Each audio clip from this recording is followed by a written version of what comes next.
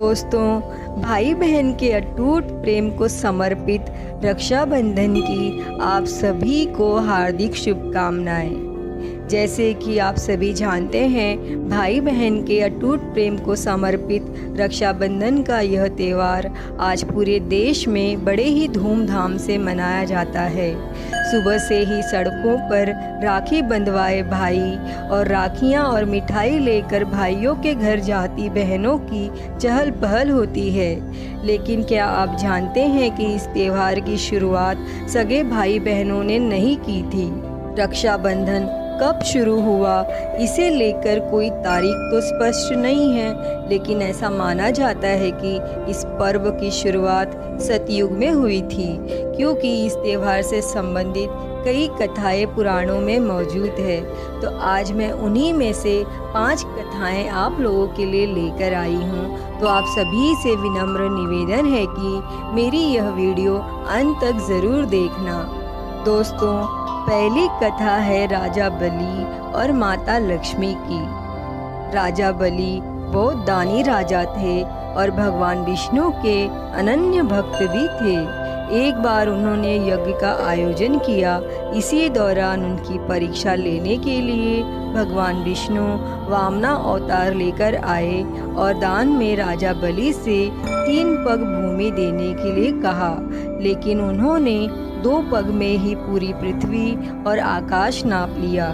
इस पर राजा बलि समझ गए कि भगवान उनकी परीक्षा ले रहे हैं और तीसरे पग के लिए उन्होंने भगवान का पग अपने सिर पर रखवा लिया।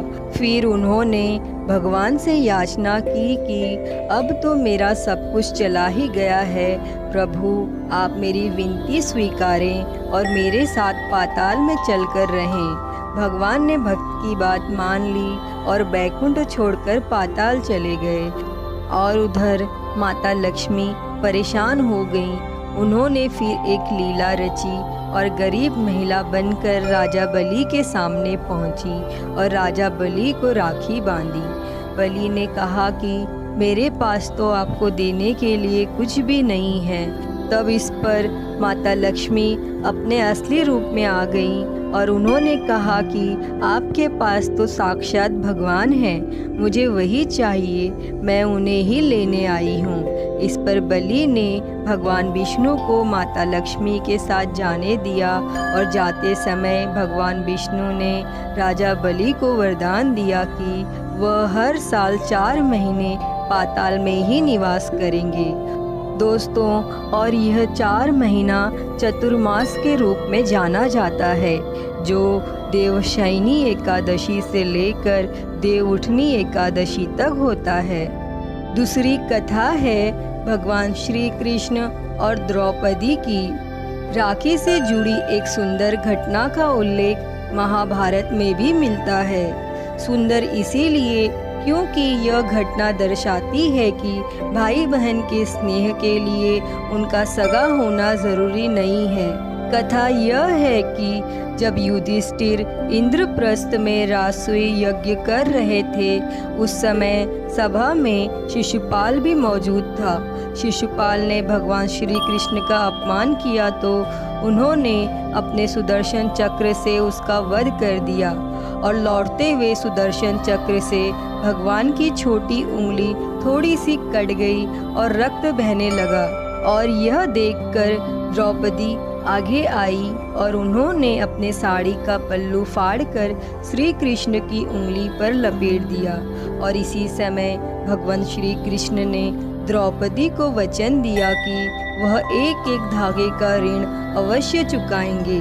इसके बाद जब कौरवों ने द्रौपदी का चीर हरण करने का प्रयास किया तो भगवान श्री कृष्ण ने चीर बढ़ाकर द्रौपदी के चीर की लाज रखी। दोस्तों, कहते हैं कि जिस दिन द्रौपदी ने भगवान श्री कृष्ण की कलाई में साड़ी का पल्लू बांधा था, वह श्रावण पूर्णिमा का ही दिन था। तीसरी कथा है महाराज युधिष्ठिर और उनके सैनिकों की। दोस्तों, राखी की एक अन्य कथा है कि पांडवों को महाभारत का युद्ध जिताने में रक्षा सूत्र का बड़ा योगदान था। महाभारत युद्ध के दौरान जब युधिष्ठिर ने भगवान श्री कृष्ण से पूछा कि हे कान्हा, मैं कैसे सभी संकटों से पार पा सकता हूँ, मुझे कोई उपाय बतलाएं। तब भगवान श्री कृष्ण ने युधिष्ठिर से कहा कि वह अपने सभी सैनिकों को रक्षा सूत्र बांधे, इससे उनकी विजय सुनिश्चित होगी। युधिष्ठिर ने ऐसा ही किया और विजयी बने।